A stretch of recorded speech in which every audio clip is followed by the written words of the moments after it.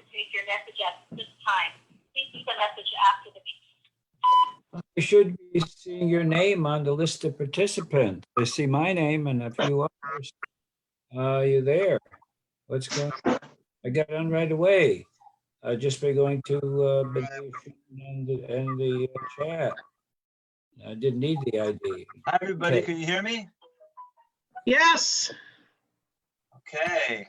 Excellent. Excellent. Good to see everybody. Hi. Let me just make sure this isn't a message from somebody about the class.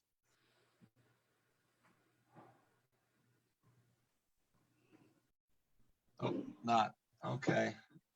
Good. How's everyone doing? Good. Doing well, considering. Considering, yeah. Considering. My hands are clean. Well, that's good. I could take that different ways. I'm not sure which way you mean that, but I just meant it in the ordinary way. I've been washing them a lot. Oh, I didn't know if you meant you were staying healthy or you were staying out of mischief. It could have been either. Yeah. All right. Well, it's good to see everybody. Thanks for being with us. I did not get a chance to. We're still missing one or two people, but hopefully they will pop on. I know Bob Zimmerman was going to join us tonight. Hi, Rachel. I got a message that my book might be here on April 2nd. Oh, wow. Instead of the 22nd. So I don't know, did anybody else that ordered the book get a message like that? I don't know. I heard from Bob Zimmerman that he said it was going to be a long time till he got it, but maybe that changed. Yeah, originally Amazon said it was April 22nd, but I got a notification that it had been shipped and it should be here by Wednesday. Oh, well, that's great. That's definitely a good thing. All right. Well, we're gonna work together on the book this time, and I did not get a chance to copy more pages, but we're not going to get past chapter 6 because if you thought the first 4 chapters we did were difficult, just wait. Chapter 5 and 6 starts getting really wild, and we'll need a lot of time to kind of make sense of it all. So we have what we need for now. I'll get you more pages for the coming week and going forward, I promise. Does everybody have a copy of the text in front of them? Good. I'm going to share it. I don't. So we can have it in front of us. You there? You there? Hi. Who just joined us? Okay. All right. Catch you later. All right. I'm trying this. Can you hear All me? right. Hi, Ian. Welcome. Welcome. I'm All trying. right. So I'm going to try to take us through. I have the text up in front of us so people can follow along.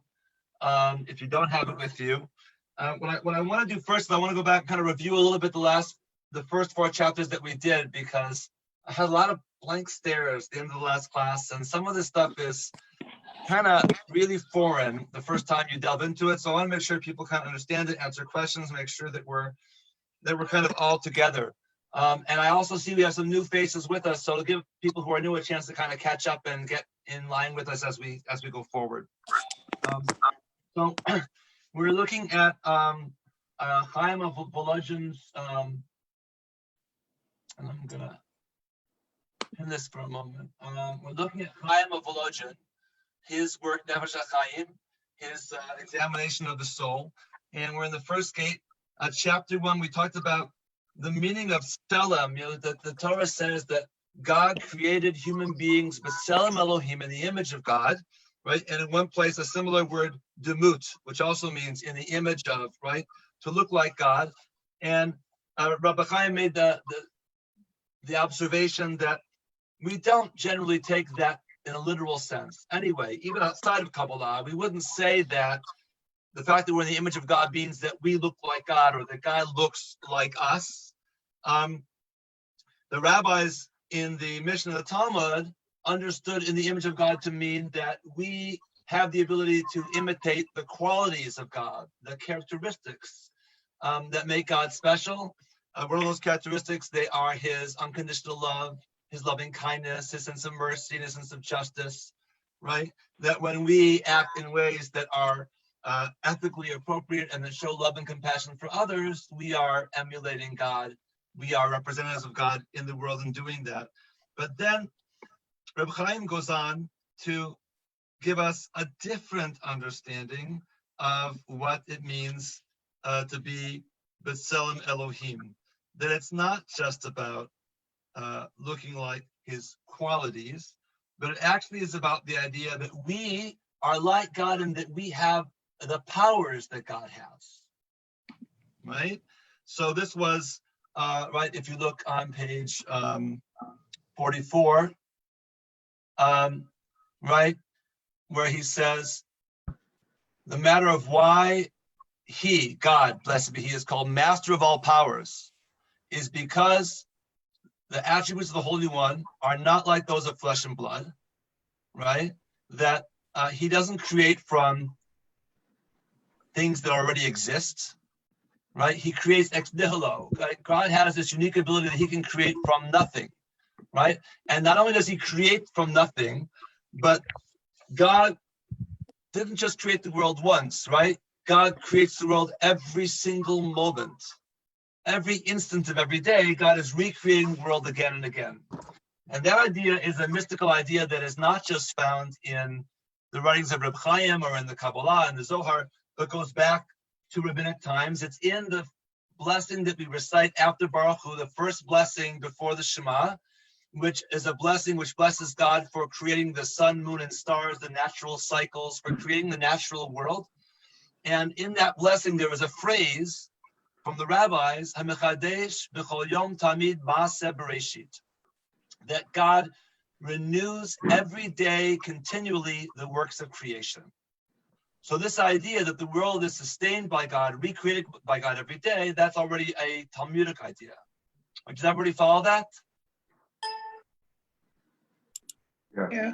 Okay, don't be shy about asking questions. I promise if you don't understand something, somebody else doesn't either. So I have a question. Okay, good. Fran, go. Okay, so this nothingness that God creates things from, Right. is it like even before subatomic particles? Or, I mean, is it, I mean, because like to us, subatomic particles would be nothing because we don't have the ability to just glue them together with our hands. So is that what God is creating out of, or is God creating out of something? Does God create those out of this nothingness, which then creates? No, this is God creates out of literally nothing, absolutely nothing. This goes back to a debate in the ancient world between Plato and Aristotle, right? Aristotle believed that God created the world out of a pre-existent matter that already existed, right? That could be subatomic particles or some energy or mass of some form, large or small, disparate or condensed. But the idea there was something there that God fashions, the way an artisan fashions an object from materials, right? That was Aristotle's view. Plato said, no, God created the world out of nothingness.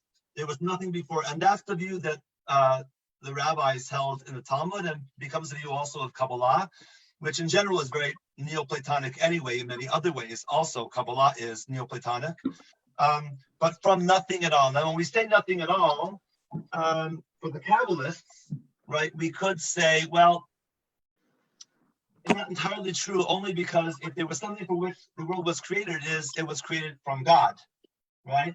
Everything is made up of the energy and light and spirit of God, right? So it's not that something didn't exist, God existed, right? But the world didn't exist as another entity being sustained. God, when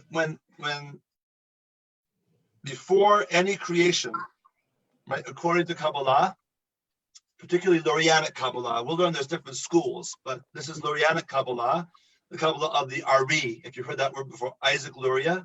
Right. Most of you visited his synagogue in Sfat when you were there. The Ari taught that before God created the world, the only thing that existed was God. There was nothing else except God. In all of the universe, there was nothing else except God. And when God decided they wanted to create the world, God needed to make room for there to be something that was other than God's self. And so So God he engages in tzimtzum, the divine contraction. God limits God's self. He withdraws himself to make room for something that will be other and different than God. So he withdraws to make room for that other. Now, when we think about withdrawing, we might think about withdrawing like from a side, a corner, from an area back. But the Ari envisioned that God was withdrawing from the center of God's self, so that he created within God's self a vacuum, a nothingness, right? That was void of any existence, that was surrounded by God. So God goes from being ultimate infinity to becoming, he goes from being ultimate infinity to becoming bounded infinity. Right? Bounded on one side because there's a boundary between God and this vacuum, right? Okay, okay. But going out from the vacuum, going out this way, right? In every direction, God is still infinite, right? God is still infinite. Sometimes when I teach this in class, I talk about this idea of tzimtzum as the divine basketball. Picture a basketball and imagine the skin of the basketball as being the place where the boundary of God meets the vacuum that he's created within himself, right? And then everything forever stretching out from that basketball, that's God, right? So, and then God's going to pour God's light. In Loyana Kabbalah, he pours his light into this void in order to begin the process of creating the world.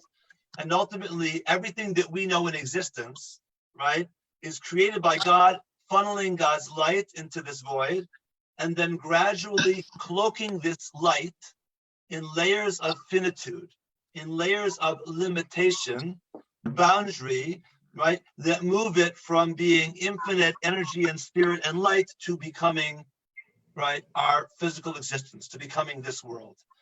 And that cloaking takes place in stages and layers, and we'll talk about what those stages and layers are. We did a little bit last time, but that's the process. So going from infinite lights to boundary, till we get down to something which is actually, right, the physical world that we're in. It's all made up of God's light, right? What we experience in this world looks like it is all physical and looks like it's all made up of a million different distinctions between things. You are separate from I am, we are separate from the table, separate from the computer, separate from the air that we breathe, right? Everything is something different, different atoms, different molecules, different, right, energies, all separate. That's an illusion, according to Kabbalah. We perceive it all to be separate, but actually, it's still all part of that flow of God's divine light and energy. We are contained within God, Okay. right? We are within God. We are not really separate from God. God's light energy flows through us, and we come into being, right, by the presence of that light that is constantly flowing to us, right? What the Kabbalists will call the river of light that comes from the infinite source of that light, the parts of God that are most impenetrable to us, because we only comprehend the finite, right? Right. That's the Ein Sof in Kabbalah, right? Ein Sof, the infinite, that which has no end. And from the Ein Sof, the river of light flows, right? And it sustains and brings into being everything that is our world, the world as we know it. Got it. and Thank you. Does that help? Yes. Okay. So that's the magic of God, that God has this ultimate power is to bring something from nothing, meaning from the void that was empty of anything. God created something that was different than God's self, but still part of God's self. But he creates this whole, right, the universe. And he's always creating it at every moment. When the rabbis say God renews creation every moment, the Kabbalists take that very literally, understand it to mean God is pouring God's light, spirit, right, in, causing us to come into being at every single millionth of a second, every fraction, every moment, right? That light is just always, and we are being created again and again and again. I said last week, it's a little bit like if you think about this video screen or a movie, right? There are frames of still pictures passing by, but we don't see those individual frames, right? We see motion, right? in the same way, God, the frames of our existence, of our universe, right, are the instant moments of creation that happen infinite number of times over and over again, bringing us into being again and again and again, right? Through God's pouring his energy, his light, and his love into us, right? But we experience it as always being here, right? I think I'm here. I'm here. I'm solid. I'm here. I was here all day today. I'll be here all day tomorrow. The house will be here longer than I will. The sky will be here longer than the house. I don't think about those individual frames the same way that when you go to a movie, right, you don't think about the frames. For those of us that remember, on the celluloid, right? So that's what it means. God creates the world every day, right, from new. Then we went on from there, right, and we said that God nonetheless appointed us. Let me pull this text up for you. Hold on. Where did my share button go? Okay, here we are. So in chapter 3, right? According to this model, he, God blessed be he as it were, created man and appointed him to rule over the multitude of powers and numberless worlds, and assigned them to him so he should be their spokesman and govern them via all the minute details of his actions, his speech, right, and his thought, right, and the larger scale aspects of his behavior, whether for good or, heaven forfend, for the opposite, right, for evil. For via his positive actions, speech, and thoughts, he fulfills and invests strength in a number of supernal and holy powers and worlds, and adds holiness and light to them. Skip the quote for a moment. It just makes it more confusing. I'm going down here, if you can see where my hand is. But they arrange the lofty worlds as a builder arranges his structure and invests it with great strength. So what we're talking about here is, all right, God's great power is his ability to create all these worlds from nothing. But then God invests God's own creative power in us.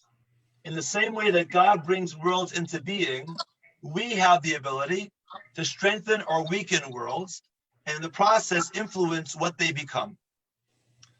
Now, he talks about worlds in the plural, and before the end of today, we'll talk about the other worlds that God created, besides the one that we live in.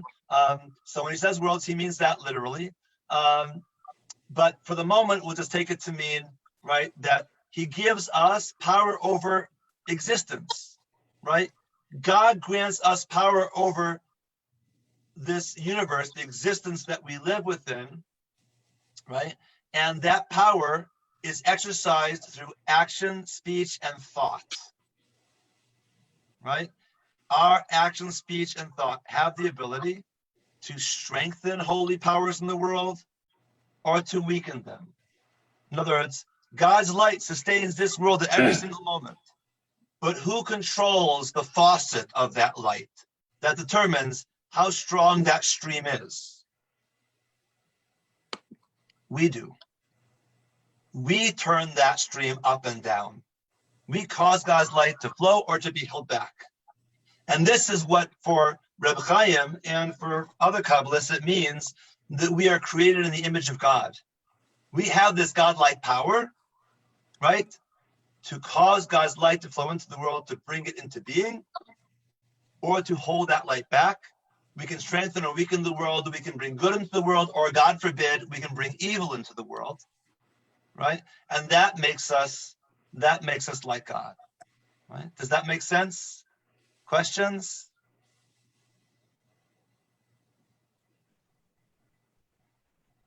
So if I called any one of you and asked you to explain it back, you could explain it back to me? If you call Thursday. If I call it Thursday. Okay. All right. So if you don't get all of it, just a general idea, it's important that we are partners with God in kind of controlling the world, and we do it with thought, speech, and action. That's the most important piece of it. Right? So that is the theme of this chapter, essentially. Then we get into chapter 4. Rav Chaim says, I'm down here at the bottom of the page, and this is the law of man. Each person in Israel should not say in his heart mind, I'm reminding heart mind here, he's using the word lev, heart, but the translator understands that in traditional Jewish text, lev, the heart, really refers to the seat of our intellect as well as our emotions. So he's combining them by saying our heart and mind, right? A person in Israel should not say in his heart mind, heaven forbid, God forbid, what am I, what power do I have to affect anything in the world via my lowly actions? How is it possible that my actions could make any difference? I'm not capable of changing anything in our world, right? He says, God forbid someone should say that. Rather, we should fix it in our thoughts, that every detail of our actions, our speech, and our thoughts, in every instant, in every moment, right, are not for naught. They're not just wasted, right? But rather that each one rises according to its root to affect its result at the loftiest heights in the worlds and the highest levels of the heavenly lights. Now, I don't want you to get too hung up on that word, its roots. We'll talk more about what root means. But what I want to comprehend for right now is this much, right? That we are, the things that we do, our speech, our actions, our thought, they reach up into, the roots refers to the highest levels of heaven, the highest levels of the celestial worlds, right? That in my finite language as a human being, I might say come closest to God, but I don't really mean that, of course, because everything is God, right? But if we imagine God's light flowing down into the world, and it's going to flow through different layers of cloaking, where it gradually becomes finite to become our world. So above this world, there are these layers that are each one a little bit less cloaked, right? A little bit more pure, divine, infinite light till we get back to the source. In the image of the Zohar, there are 4 such worlds. And I said their names last week, but I don't want to confuse you with the names. Just don't worry about it for right now. We'll talk about them. Just know there are these 4 worlds, right? 4 layers. The 4 worlds these are 4 layers of existence. They're all part of the same existence, right? But we live in the bottom of those worlds, in which all of God's light is so cloaked that we experience it as the finite world around us. Above that world is the world that is a conceptual world, where things are no longer physical, but the concepts of the physical things that exist in this world exist. This is a very Platonic idea. Anybody here studied Plato in college? If you studied Plato, Plato had this idea about forms, that everything that exists in the world exists because there is some eternally pre-existent form, an idea, a concept of the thing that existed, and that's why we can make it. Why is it that we make chairs? Because there's the pre-existent concept, the chair. This is Plato, not Kabbalah, right? But it's a similar idea, right? What the Kabbalist said was there's this layer, which is the conceptual layer of existence. It's not physical existence, it's the concepts of our world. And then there's 2 layers above that, become more and more removed from the physical and enter the spiritual realms. You don't have to remember all of that, but what I want you to remember is that the highest point where we're touching up against, just below the infinite, pure, unending, undefinable essence of God, right below that, right? Our actions, thoughts, and deeds, they are rooted there. They're not rooted in this world. Our actions, thoughts, and deeds are not rooted in this world. They're rooted in heaven, close to the infinite source of God. And because they have the ability to influence this world that we live in. And we're going to talk a little bit about the mechanism, how that happens. But before we do, you kind of get that concept? Our words, thoughts, and deeds, they reach back. We'll talk about how they do that, but they reach back all the way to God. And they're going to, so it's kind of like this, Cloud. kind of like Like the cloud. you mean like uploading and downloading to the cloud? Yeah. Yeah, kind of. Yeah, it's a good, yeah, kind of that. Yeah. Like upload, Except get it's download the cloud. We upload little it up higher. and it comes back down, right? But we influence how it comes back down. We're going to influence how it comes back down. So if you look at page 54, Do we bring natural disasters upon ourselves? hold that thought. We're going to talk about evil and suffering, especially if we get to chapter 5 and 6, because it's going to come up. But hold it for the moment, right? Because before we can deal with the difficult moral questions, we have to first understand just the mechanics of what they envisioned happening, right? So we'll come back to that. I'm not leaving it behind, I promise. All right, so if you look now on page 54 at the first large paragraph in the Zohar, come see when the Holy One, blessed be, created man in the world. He designed him according to a lofty and glorious plan and gave him his power and driving force via his body, in which rests his heart mind. I don't know how to put it. By this plan, the Holy One, blessed be, organized the world and made it one body. And the heart mind that resides in the center, it is the driving force of everything, and everything depends on it. And the hall in which resides the interior of the Holy of Holies, wherein is found the Shekinah, the ark cover, the cherubs, and the ark. Here is the heart mind of the entire earth and world. And from there, they are nourished. So God so designed the world, right, that we are the heart mind of the world. And our heart mind is like the Holy of Holies then, right? Humanity is the heart mind of the world. Our hearts and minds are the Holy of Holies, the innermost sanctum, right? Which then influences the divine. So he says at the bottom of 54, at the moment when a man strays to think in his heart's mind a thought that isn't pure. Right? He gave this example. So a person thinks about, God forbid, adultery, right? When he thinks about it, it's as if he brought an idol into the Holy of Holies of the temple. Why? Because my heart mind is the Holy and Holies, right, of all existence, right here inside me. I have to keep it pure to serve God. If I allow in a evil thought, an unmoral thought, right, it's like I'm desecrating it, right? I'm not keeping it pure. It's like I'm destroying the Holy of Holies. Does everyone follow that? Yes, no?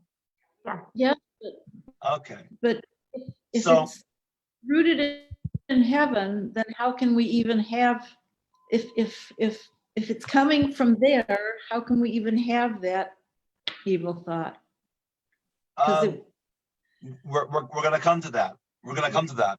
But just take it for the moment that you have the choice. You have a choice about what you are going to think about, right? God gave you free will. We're going to talk about free will in a moment and the Garden of Eden and the introduction of evil into the world. We're coming to that. But for the moment, you have free will. You choose the thoughts that you want, right? You should keep your thoughts pure, right? Because you want to keep your heart a pure sanctuary serving, right? That is ultimately, right, serving God. Skip ahead to, go ahead, what was that? Can I ask a question though? Yes. Is it really that you let an impure thought in versus just no longer maintaining thought of God? Or centering, so they're not, in terms of the thought, it isn't in this situation requiring that you constantly maintain your thought in the direction of God at the highest level or at some level above you versus actually having an impure thought. No, I hear what you're saying. It's a good question. Not keeping your thoughts focused on God is not itself a source of impurity, but it opens the door to impurity, right? Because, right, when we are not focused on God, we are more likely to be open to temptations of other thoughts, right? But he's specific here. He says, right, if he introduces into his thought adultery, right, he introduces a prostitute, the symbol of envy, right, into the house of the Holy of Holies. So it's not just not thinking about God. He's bringing in a specific thought that represents ideas, values that are immoral. That's what causes the desecration, not just not thinking about God. It is actually thinking immoral thoughts, specifically, that causes the impurity. Does that answer your question, Terry? Yes, thank you. Okay. So the question remains, right? So what does this mean that our thoughts and actions, right, are rooted, in our heart and are linked up to the heavens, and therefore have this impact on the whole world around us? So I want to take us now to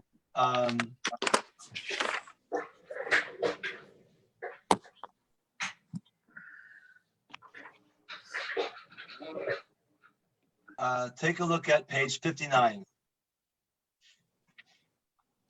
Do you see that here?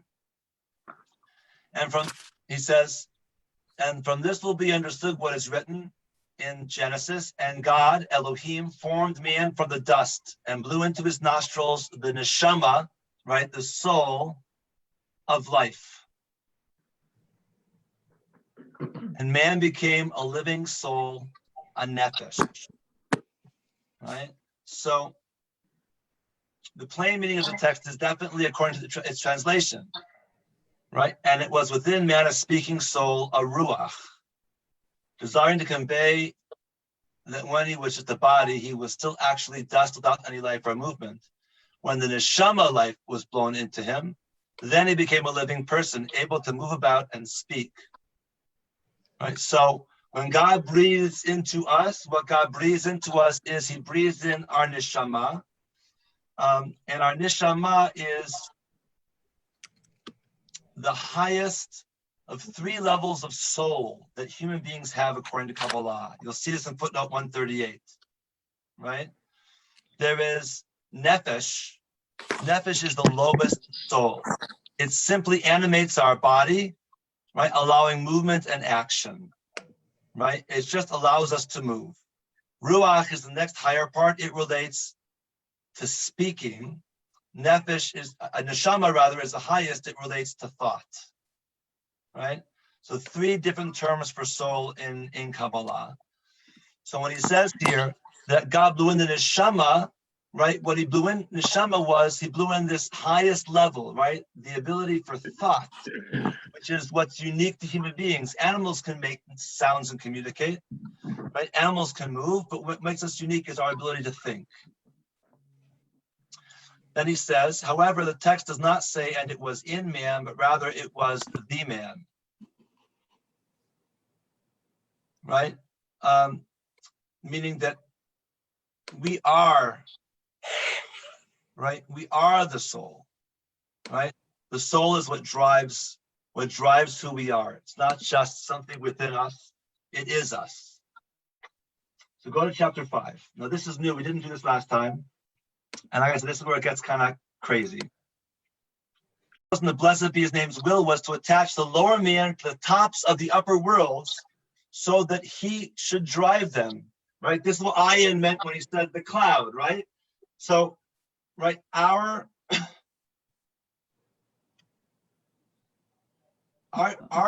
actions, thoughts, and words, they're connected to the top of the upper worlds, the upper highest celestial worlds, right? So we drive the movement of those worlds, which influence the way God's light flows down into this world.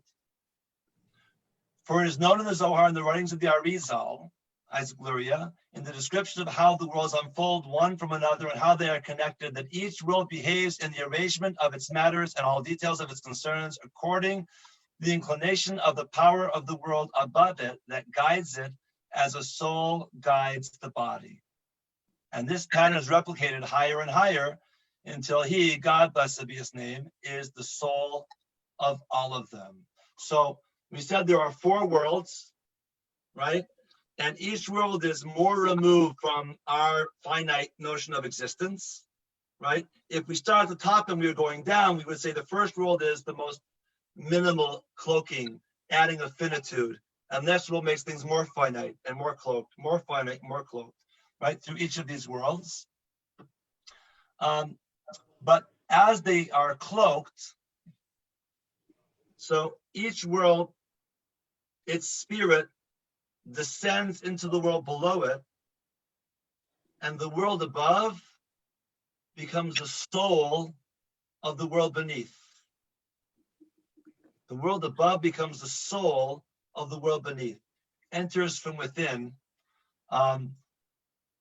because as it moves down a layer, there's more cloaking, less of God's essence is revealed. It's cloaked from within. So it becomes the soul. Do you follow that? It's like an upside down nesting doll. Yes. Who said that? Terry. Yeah, Terry, exactly. Upside down nesting dolls is a great way of thinking about it. Well, no, actually, Should be the other way. it's the other way. It's like real nesting dolls, right? Because God's light becomes the soul of the highest world, the highest level. Then that world becomes the soul of the next highest level. So each world above is going inside the world below, and then inside the world below, inside the world below. That's like real nesting dolls, not upside down. Right? That's right. So that when they're all inside, all you see is the outside doll, and you can't see the layers of the dolls that are inside. Right? That is the soul of the soul of the soul of God. Right? And that's the world we perceive. We just perceive the outside Russian doll. Right? We can't perceive what's within. There are many worlds within, not just one, right? Many layers that gradually move up towards infinity and towards the pure form of what God is. And that way, all those, what was that? I would have thought we lived in the innermost nesting doll. Right. I hear why you're saying that, but we're not innermost. We're actually outermost. Because the innermost are they're cloaked. Yeah. They're cloaked, right? Our world is the finite. Our world is the most finite world, right? So that's where we live. That's where we live. And the next world above us is inside, is the soul of this world. The paradox is that we're small. Like the problem with the nesting doll concept is that we're the furthest out, that makes us the biggest when really God, encompasses it all. So it's like such a paradoxical description. Right. So when you think about nesting dolls, if you think about their sizes, right, that's a problem because then the top doll, which is God, is like tiny, right, and ours is big, right. So you got to kind of put that size piece aside, right, because God is infinite. There's no measurement of sizes here, right. But one is inside of the other, inside of the other. But we are not on the inside is closest to the pure light of God. We are many layers of cloaking outside of that, right? And that's why we have to engage in meditation and prayer and find ways to reach deep inside of ourselves. When we're reaching up to heaven, we're also reaching deep inside of ourselves, but we're reaching through all those layers, trying to get to the core. Right, to the essence, the purest form of God's light as it flows into this world.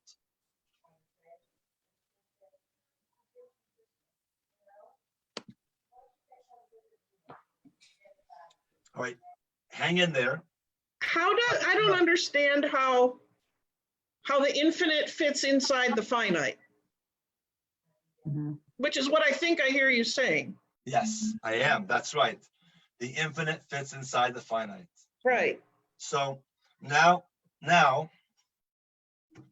right, we have to kind of think of this differently. I want to go back to the basketball. Okay. Picture that basketball. Right. So here's our world. Right. And at its boundary, there's going to be another world. Right. Right. That world, right? That world bounds up against our world and then stretches out to God, right? It's very big, right? Right. But it descends into our world. It's not contained finitely within our world, because that other world is still also only a bounded infinity.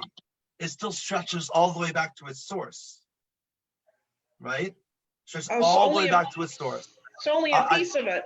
It's just a small piece of this infinite thing that's inside the finite. Right. Here's how the Zohar describes it. There's a Okay. passage in the Zohar which says, you're sitting in the middle of the ocean, presumably on a raft or something, okay? Everywhere you look, all you can see is water. The water is one.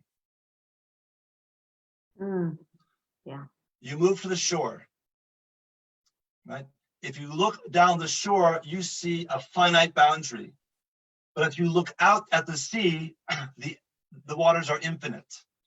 The ocean is one, the Right. shore is two. Off the shore, says the Zohar, comes a canal. You walk along the canal. If you look to the left, you cannot see the end of it. If you look to the right, you cannot see the end of it. But I can see across it. The two sides are finite, but it's still infinite. The ocean is one, the shore is two, the canal is three. At the end of the canal, there is a reservoir, a lake. You stand on the shore of the lake, and the lake looks very finite. It is surrounded on every side, right? But there's an opening, actually, where the lake goes back through the canal, right? Ocean is one, the shore is two, the canal is three, the lake is four, right? And the Zohar says, right, that the waters in the lake are the waters that are in the canal, are the waters that are at the shore, are the waters that are out in the deep of the ocean. It's all one. We perceive it not to be one, but it's all one, right? It's all the same waters. The water in the lake is just as infinite as the waters out in the middle of the ocean, because they're the same waters, right? That's what bounded infinity is. So when one soul descends into the next soul, when one world descends into the next world as a soul, right, and is being contained within it, it's not being totally contained within it. It is much bigger than just that, right? But it's like it's funneled into it, right? But it's still stretching out forever, right? Like Okay. that water of the lake that's part of the canal, that's part of the shore, that's part of the ocean, right? That in that same way, that light and energy, right, flows outward from each of those layers. So even though you might think that, you know, that light is finite because it's trapped within the world below it, it's not trapped within it, right? There's like a finger of it within it, right? It reaches down into it, but extends above it. Okay. Does that make sense? Yeah, I gotta You get all, rid of you all follow my, that? Right? So that's these four worlds, right? And the way God's light flows into this world, some of you have heard about Sirot. We'll get to talking about those, but this is a different structural metaphor that is being used here and is used also extensively in the Zohar and in Luria and other Kabbalistic writings. A very important structure. The light starts with the infinite essence of God, the Ein Sof, right? That light flows through the next world, right, and becomes the soul of that world. But the world has a cloaking, right? Has some degree of, the cloaking means it has some degree of finitude. It's more bounded than what's above it. God is infinite. That's a little bit bounded, right? And then that world, right, it descends into the world below and becomes the soul. It extends down. It's still reaching upward, right? But it extends down a finger of itself into the middle of the next world and becomes the soul of that next world. The external, so to speak, of that next world is more cloaking, more finitude. And then into the next world, it descends down and becomes the soul of the third world, right? And there is more cloaking. It becomes more finite. And then that world descends into our world, right? And again, still extending upward beyond this world, but it reaches down into this world. It becomes the soul of this world, right? And it is cloaked with the finitude that we know in this world, right? The extreme level of finitude that gives us the physical existence that we have, right? Now, Hello, Rabbi. It's Mark. I checked in. Hey, Mark, welcome. Glad you're with us. Is your dad okay? He is. Thank you. Oh, good. I'm glad. So, So these four worlds then, right? These are the ways in which God's light is cloaked. It's the term in the Zohar is to cloak in garments, right? At each layer, God's light is wrapped in garments, right? That kind of limit, control, shape that light again and again and again going down. And as that happens, every time it gets another piece of finitude, then the purest nature of God's light becomes more concealed within, right? And the more concealed it is within, right, then what was above it is viewed as the soul of what's below, right? Because the soul is the level of a pure, more infinite form of the light, right, from above. And the cloaking is what moves it towards the finitude, right, of the world in which we live. These worlds, there are four of them, and I'm not even going to go over their names right now because it's not important. It's more the structure that's important for the moment. But take a look here then again at chapter 5 at the top. What arose in the blessed be his name's will was to attach the lower man to the tops of the upper world so he should drive them. So we are attached to the top of this whole structure, these four worlds. We're in the bottom of fourth world, right? But we are attached to the top of the upper world, the least cloaked, right? What are we going to do about the desk? Jess? Say that again. I'm sorry, could you repeat that? Jesse? Okay, so right. Wait, so the least powerful is driving the most powerful? The least powerful is driving the most powerful. Right. Yes. Yes, that's right. This is the gift that God gives us.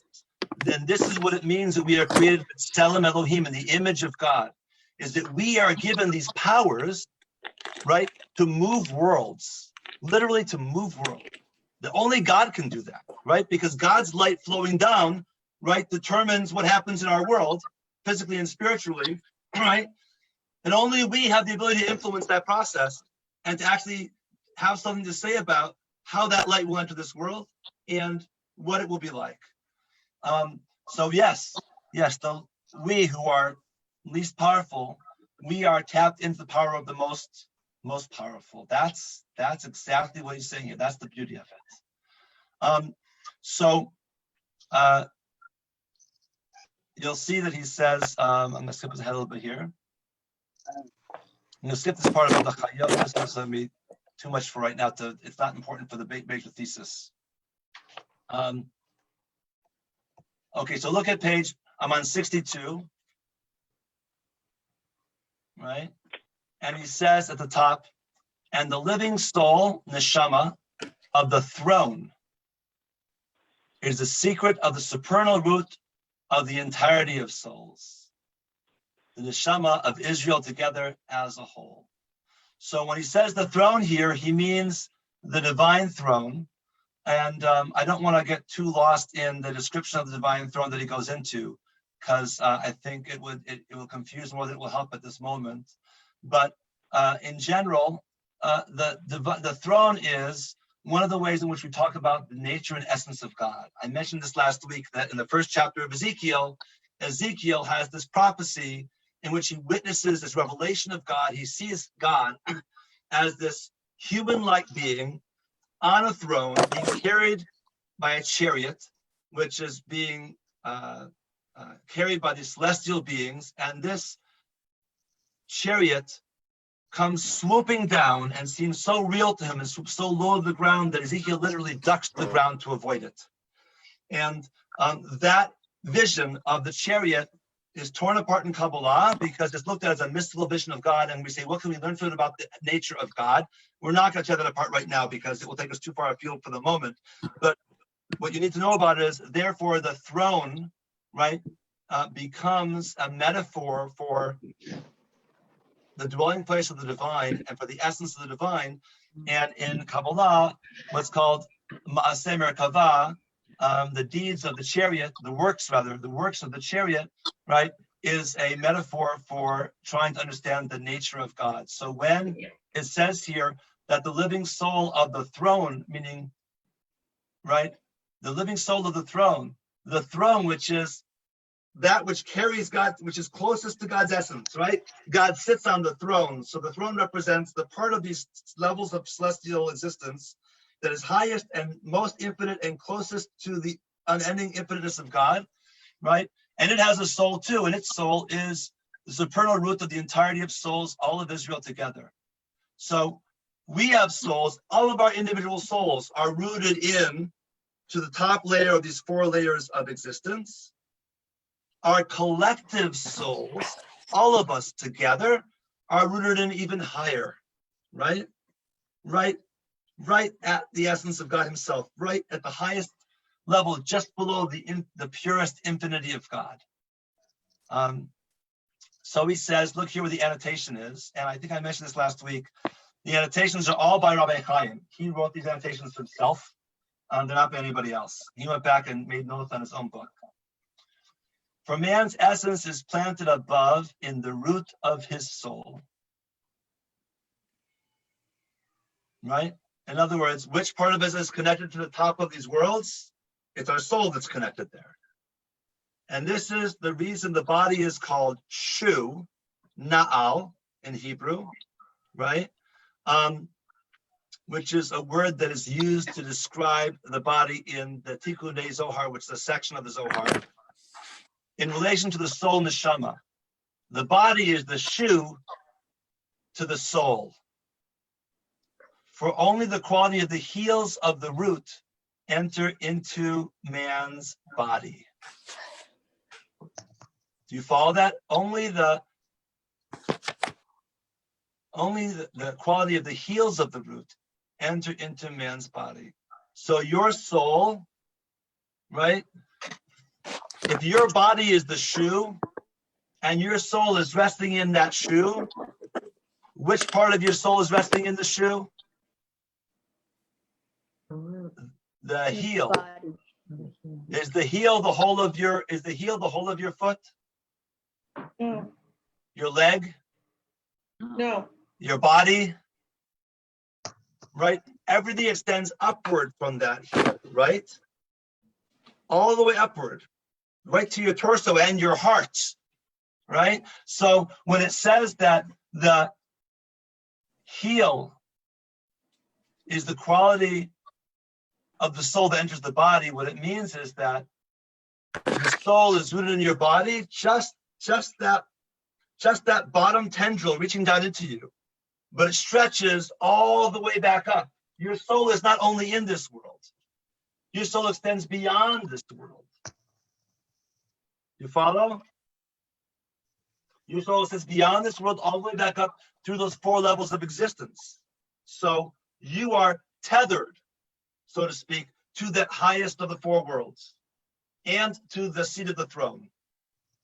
And that's why what you do, think, speak, has the ability to influence, right, the levels of the divine above that will then in turn influence the world in which we live, because your soul is rooted there. It's kind of like the strings of a marionette, except in reverse, right?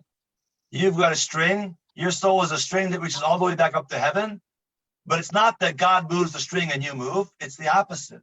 It's that you move and the string moves God. You move and the string moves God.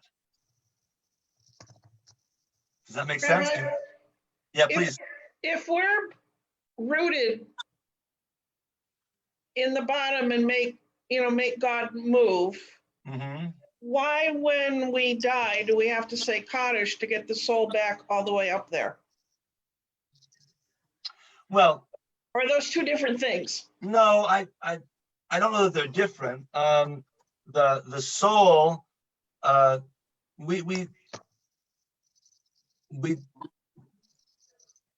you talking about not, so the soul goes back. I'm talking about the aliyah of the soul as it gradually works its way through to its final place, Correct. right? Yes. The soul being in this world is introduced to impurities, right? Remember what Reb Chaim said about when you have an impure thought, right? It shakes the heavens, which then shakes the earth. right? We desecrate the Holy of Holies. We interfere with the service, the structure that's supposed to cause God's light to make this world work. So when we have impure thought, we damage the soul, so to speak, right? We bring impurities into it. And those layers of movement that the soul goes through to get to its final resting place is a process of purification, Ah, right? It's purifying the soul because of the impurities that we've introduced to it, right? By thoughts that we shouldn't have had, things that we shouldn't have done, right? That So it- introduced our soul to we're going to talk about this more later, the Sitra Achra, the other side, right? To evil, right? And that has to be cleansed, that has to be purified out. is that in conflict with the Chabad belief of reincarnation? No, not at all. Chabadniks believe everything I'm saying, and also believe in reincarnation. The idea of reincarnation doesn't mean that your soul can't still be anchored in heaven. Right, but it doesn't go there after you die. It can come back here into another body to try again. Yes, it can. It At can. least that's how it was explained to me. It can come back to another body. Sometimes the soul needs to be purified before it comes back. Some Chassidim think that coming back is for the purpose of purifying the soul, right? Okay. That they kind of work at it here again and again until the soul is pure enough to go back. So the purification takes place in this world as opposed to another world. There are a couple different schools of thought. Okay, Yeah. thank you. All right. So we are, the soul in our body is the shoe, right? Our body is the shoe, the soul is the heel, right? Stretching upward towards heaven.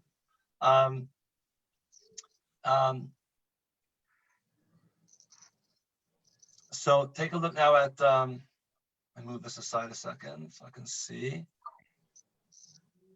So he says,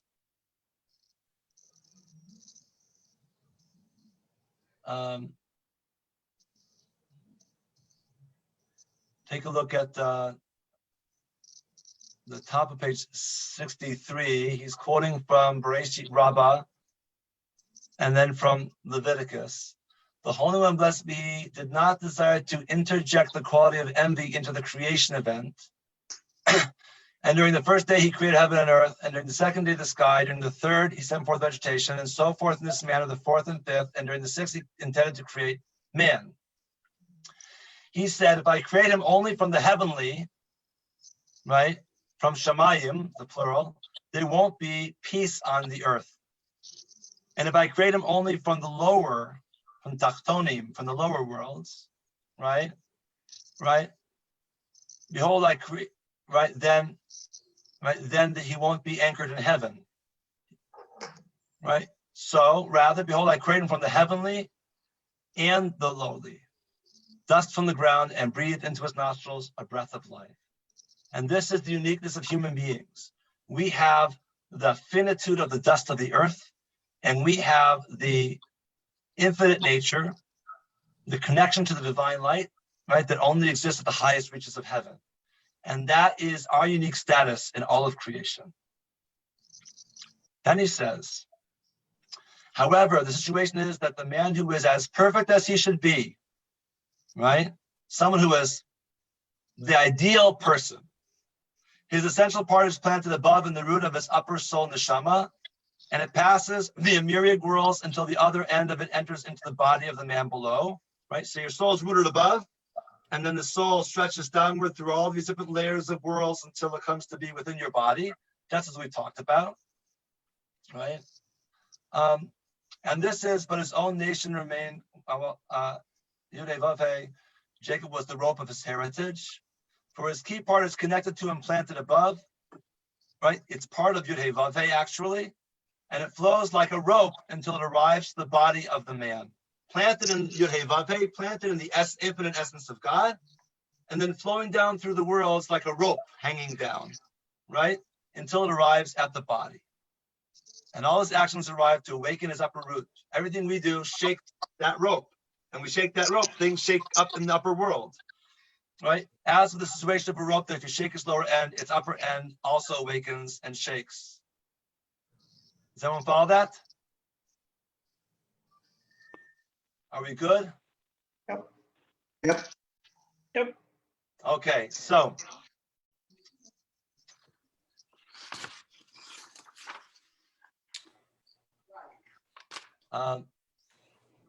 Sense. Take a look then at, what time are we at? We are at, we're right at 9 o'clock. All right, let me take you one piece further just to whet your appetite for next week, and then we'll go on. I'm going to skip this whole next piece here for the moment. We'll come back to it. Look at chapter 6. He says, however, the matter still requires explanation. For he, of blessed memory, in his holiness, spoke in his concise manner, as was his manner in all of his holy writings relating to the hidden aspects of Torah, as he wrote himself in his introduction there, that he reveals a hand's breadth and conceals 1,000 cubits. He is the Ari. He is who? The Ari, Isaac Luria. Okay, got it. Right? Thank you. That he wrote in his introduction that he reveals a hand's breadth and conceals 1,000 cubits, right? That everything he writes, even as he's trying to reveal the secrets of God, there is more hidden than he can reveal, right? Its meaning is not literal, that man is actually the soul nefesh of the worlds, as the soul nefesh is placed and attached inside man's body. So anything the soul nefesh does is only via the vessel of the body, so that in that specific moment, the body too does it. This is absolutely impossible.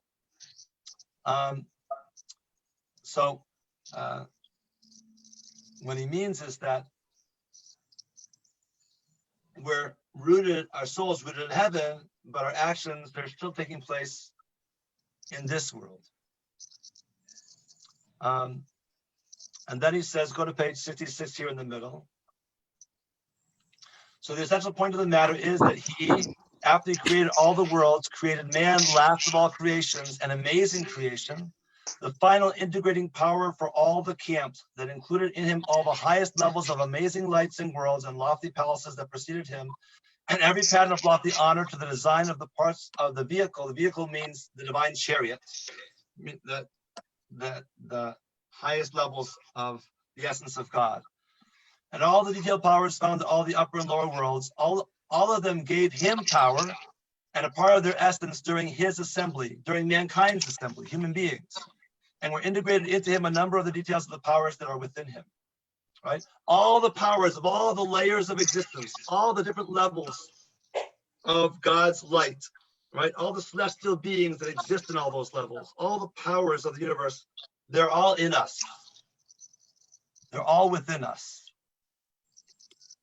As they said in the Zohar, when the Holy One, blessed be, created man, he arranged within him all the likenesses of the heavenly secrets of the supernal world and all the likenesses of the lower secrets of the lower world. All of them are engraved in man, for he stands in the image of Elohim, right? And that's where I'm going to stop this point now. This is then the meaning of we are created in the image of God. We are created in the image of God because God implants within us all of the powers of the divine and links us to the highest levels of the heaven and the essence of God's self, like a rope hanging down into our shoe, right? So that everything we do, everything that we think, speak, or do, shakes that rope, moves the heavens, causes God's light to flow down more or less, and thereby influences the world in which we live. Influences it for good, hopefully, for blessing, making God's light stronger, or God forbid, limits that light, causes it not to flow as well into the world, weakens our existence, right? And brings maybe evil or suffering into the world. Hey, Elliot, a question. Yes. Yes, if you look at the total process of all of the interconnections and the layers of above and below, etc., in a sense, are we not saying that there is no such thing as death? You know, the prophet said, "Bilo amavet lenetzach," right? God should wipe death away forever, should destroy death. And the Kabbalists say that when we achieve enlightenment, when you cling to the divine, then our eyes are open to the infinity of existence and the unity of all existence, then you will realize that death does not exist. That's correct. That does not exist. That's encouraging. Nonetheless, Baruch you know, Hashem. be careful not to isolate this week, just the same. Yeah, that's the idea, right? Let's go back. We'll circle back to what I said in the beginning of class, right? That all of the divisions we see in our life and in our world, even in our thoughts conceptually, in our emotions, in our judgments, all of those divisions are false divisions because everything is part of the unending, infinite, undivided light of God, right? Uh-huh. Right? That's what it means when when you say Shema Yisrael Adonai Adonai Echad. Here is the Lord our God, the Lord is one, right? For a Kabbalist, the Lord is one means the Lord is everything. The Lord is the only one, right? The one that is all existence. There is beauty in that concept because it makes us able to see ourselves as all connected with each other and as connected to the world around us, that we share, our souls share something in common with not just those that we are like, but people who are different from us, not just with humans, but also with animals, not just with the organic world, but even with the inanimate world. Everything is part of the divine. Everything has a purpose to fulfill in this world. If we can see the divinity in everything, then we would use everything for holy purposes only, because to use something for any other purpose is to introduce impurity to it, right? So when you have money, to use it wisely, to spend it on caring for family, to give it to tzedakah, to help the needy, right? That's using it well, right? And if I am hoarding the money, if I am using it only to buy material benefit, then I am somehow introducing impurity into the light that is contained within, that makes up those coins and those things. Everything in our lives, we have to choose, how will we use it? So there's a great beauty in that concept that should drive us towards a sense of universal fellowship, towards a sense of stewardship of the earth, towards a sense of moral responsibility, towards a sense of purpose in life. Really beautiful. It does also bring a difficult side with it, right? Which is, if God is everything, God is light and darkness, God is love, anger, God is justice and mercy, right? God is also good and evil. And then we have to explain, how do we understand the place of evil and suffering in the world? Where does that fit into our idea of a good God? And how do we find meaning connecting with God if evil is also part of God? And next week, we'll start to get into that, because in the chapters ahead, we'll talk a little bit about the Sitra Achra, about the other side of God. So we'll introduce some of those ideas. Excellent. So I think that's a good place for us to stop, because we're over. But if anybody has questions, I'm happy to take them. Otherwise, we'll meet again next week. And I will send you out, hopefully tomorrow or Wednesday at the latest, I'll send out a packet of pages so everyone will have it for the next session to come. Thank you. Great, Thank you. great to have you all here. Thank you. Thank you. All right. Everyone have a great day. Stay safe, please. Yeah. Yes, Okay. you too. All right. Be well.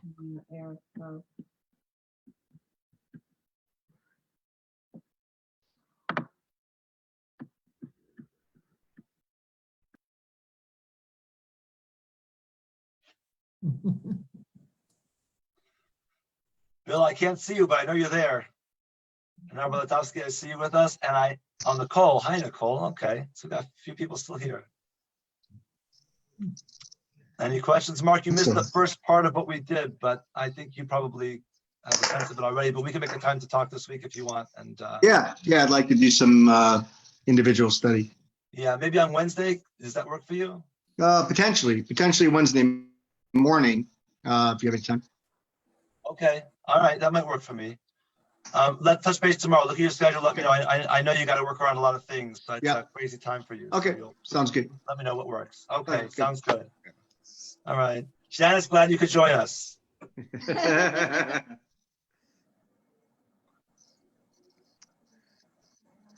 All right.